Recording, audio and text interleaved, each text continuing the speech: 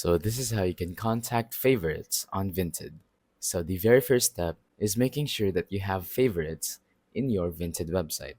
So I'm just gonna go ahead and favorite a random item over here. And as you can see, this is favorited. So now we're gonna want to go ahead and go to this heart button. And here we can find every favorite items that we have. So simply tap on the one favorite item that you want to contact, and here we are. So as you can see on the right, there's this message seller button. You can go ahead and message this seller, and now you can go ahead and contact them and type whatever concern you may have with the product.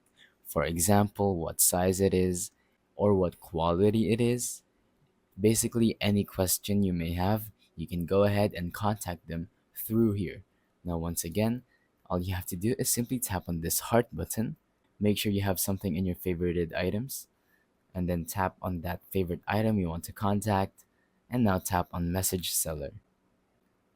And here you are free to go ahead and ask questions about the product and whatever you want to say about the product. So that's pretty much it. Thank you for watching. Don't forget to leave a like, subscribe, and let us know in the comments down below if the tutorial worked or if you have any questions.